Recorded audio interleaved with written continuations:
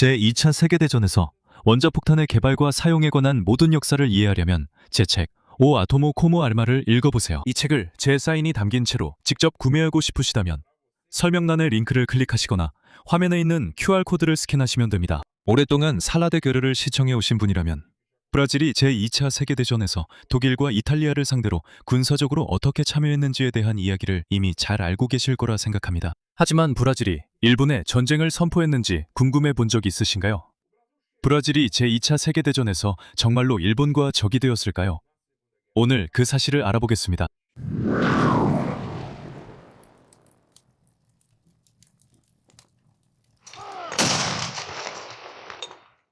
이 이야기를 풀어가기 위해서 우리가 가장 먼저 분명히 해야 할 점은 브라질이 미국의 전쟁 체제에 참여한 것이 워싱턴에게 매우 중요했다는 사실입니다. 제가 이렇게 말하는 이유는 브라질 군대 자체 때문이 아니라 브라질 영토 때문입니다. 미국이 제2차 세계대전에서 승리하기 위해서는 그들의 계획상에서 그들이 북부 돌출부라고 부르는 지역을 통제하는 것이 매우 중요했습니다.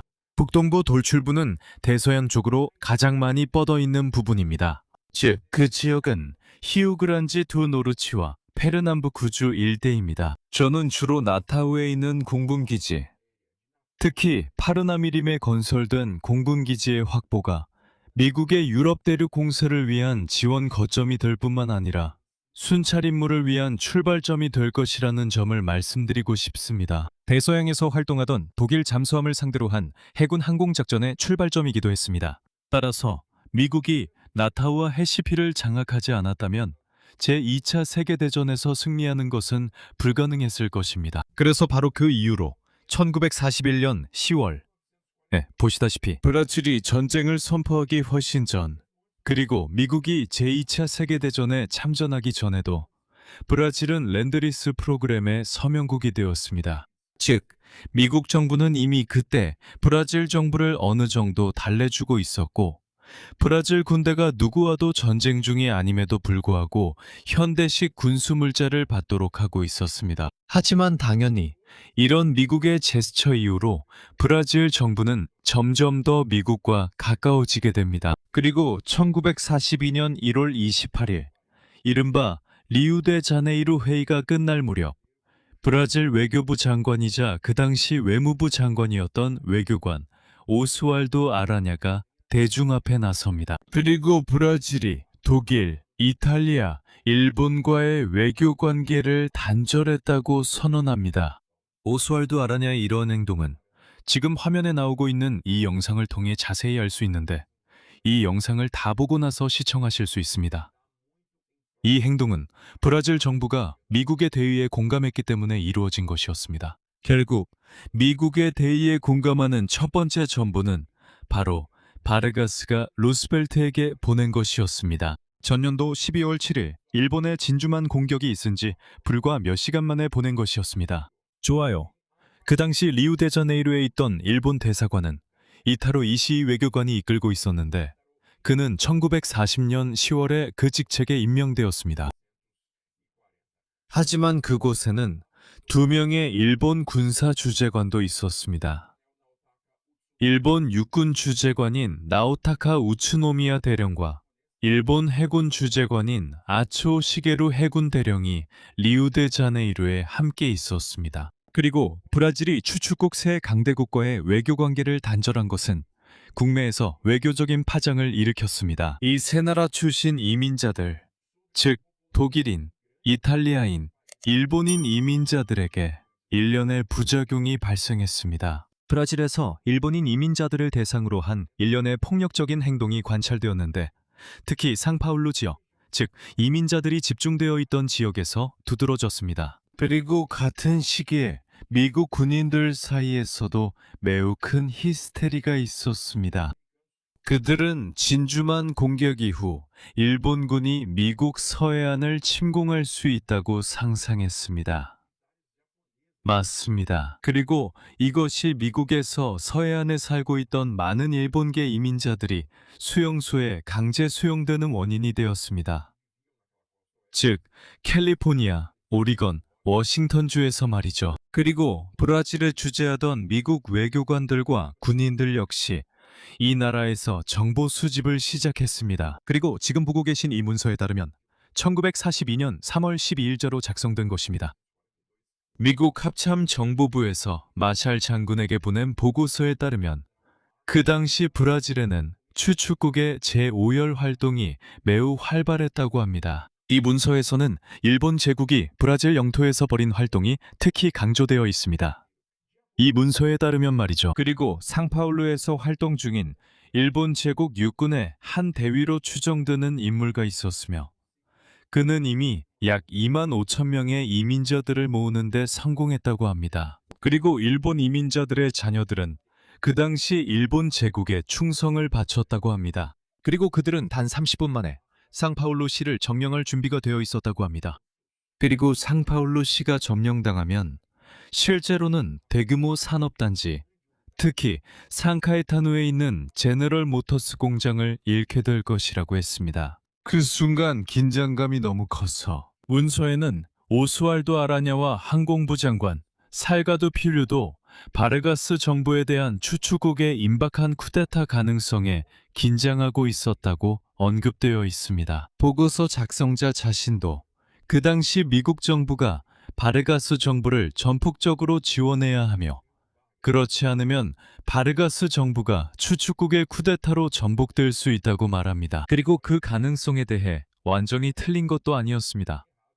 왜냐하면 1943년에 볼리비아 정부가 실제로 독일 정보기관에 의해 주도된 쿠데타로 전복되었기 때문입니다. 그러면 여러분은 이렇게 궁금해할 겁니다. 그 시기에 브라질에 있던 일본 외교관들과 군사 참사관들은 어떻게 되었을까요? 전후신문에서 리우데자네이루 주재 해군 무관 시게루 대위가 밝힌 바에 따르면 그들은 단순히 자택의 가벼운 구금, 즉 가택연금 상태로 놓였습니다. 하지만 이런 가택연금 상태에서도 이 일본인들은 낮 동안에는 집을 나설 수 있었습니다. 이런 상황은 1942년 7월 3일까지 계속되었습니다.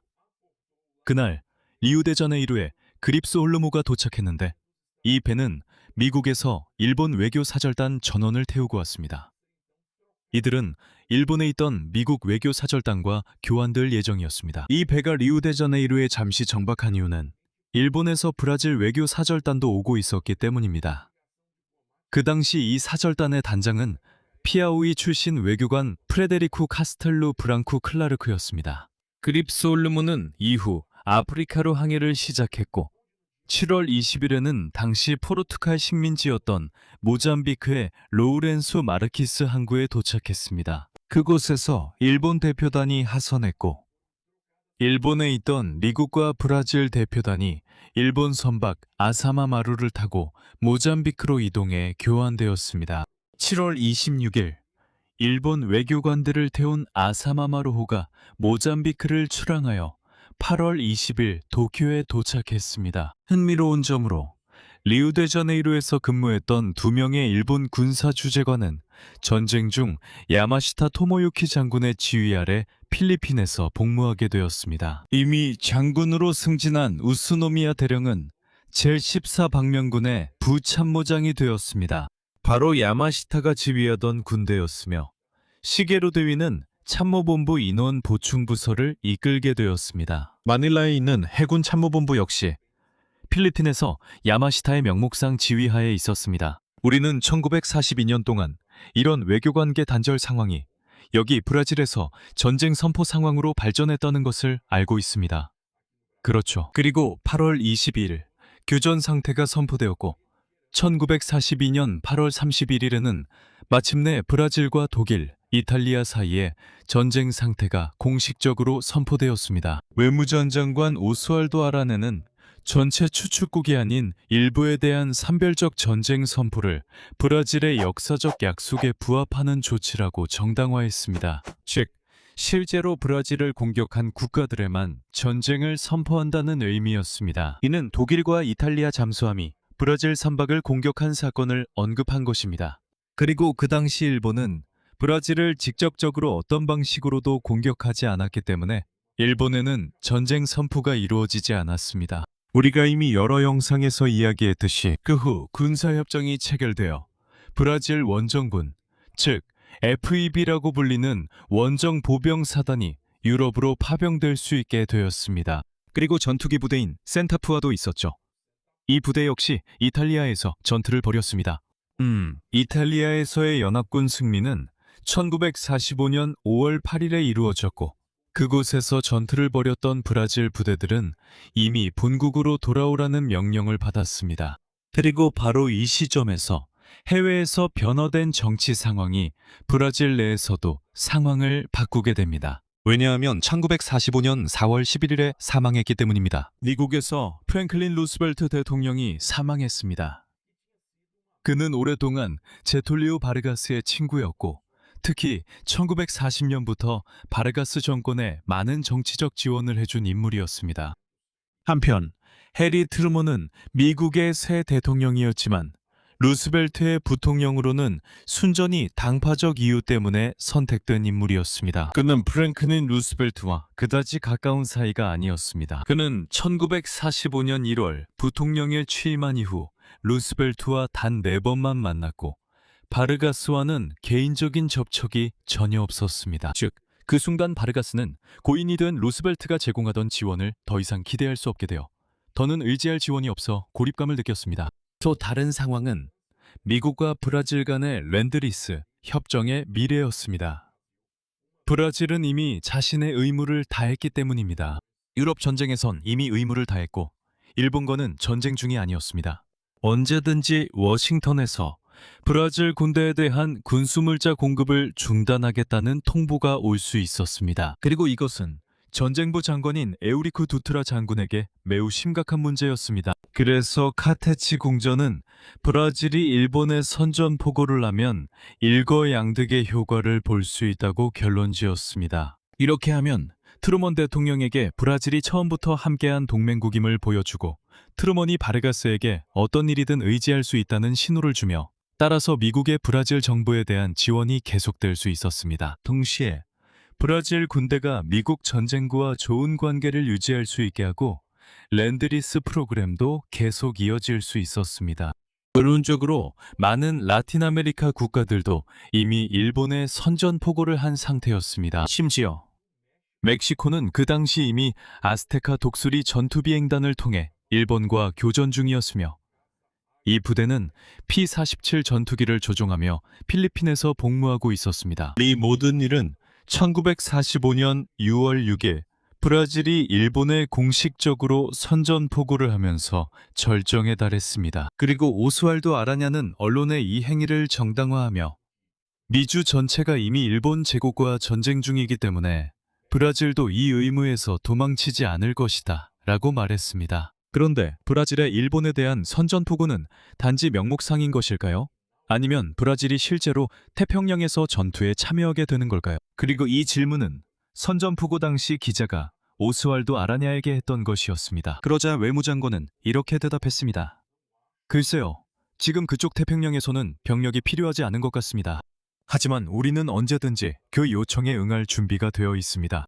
그리고 실제로 모든 정황을 보면 태평양 전쟁에서 브라질의 군사적 참전은 처음에는 제2전투비행단의 참여로 이루어질 것임을 시사합니다. 이 부대는 1944년 8월 17일자 6796호 법령에 의해 창설되었으며 처음에는 나탈 공군기지에 있던 커티스 P-45호크 전투기를 운영했습니다. 하지만 1944년 10월 창설된 지 불과 2달 만에 이 부대는 전원 리우데자네이루의 산타크루스 공군기지로 이동했고 그곳에서 전투기 조종사들은 미국인 교관들로부터 고급 훈련을 받았습니다. 그리고 1945년 7월호에서 잡지 오 크루제이루는 33일이라는 제목의 기사를 씌웠습니다.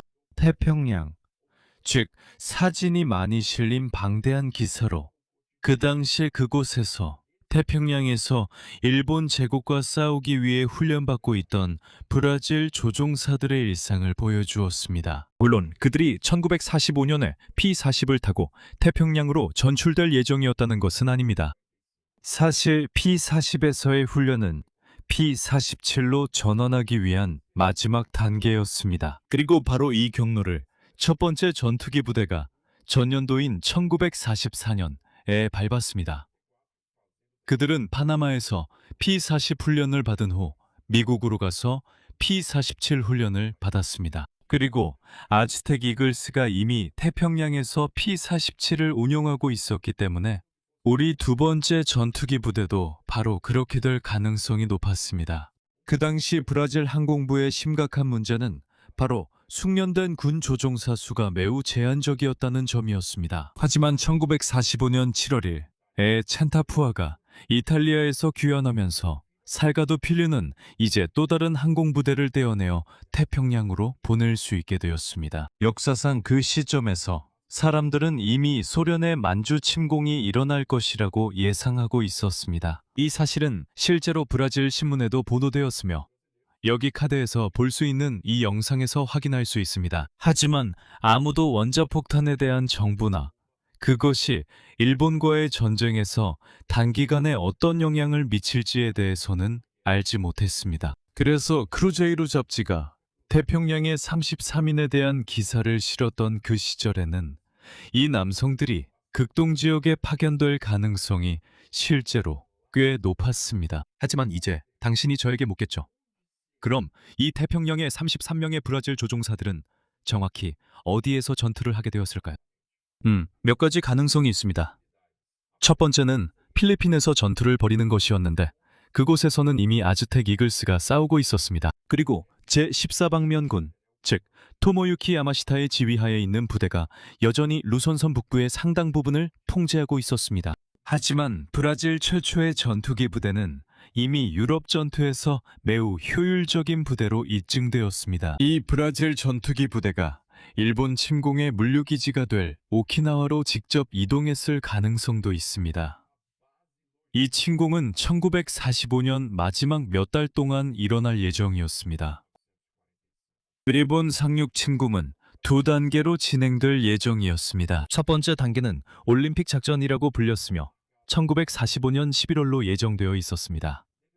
이 작전은 일본 최남단의 규슈섬을 점령하는 것이 목표였습니다. 그리고 1946년 3월이나 4월에는 코로네 작전이 실시되어 일본의 본섬이자 가장 큰 섬인 혼슈섬을 점령할 예정이었습니다. 그래서 미국에서의 훈련 일정에 따라 저 브라질 조종사들은 오키나와나 규슈섬에 배치될 수도 있었습니다. 하지만 전쟁이 어떻게 원자폭탄 사용으로 빠르게 끝났는지 이해하려면 제 책 오 아토모 코모 알마를 읽어보시길 추천합니다.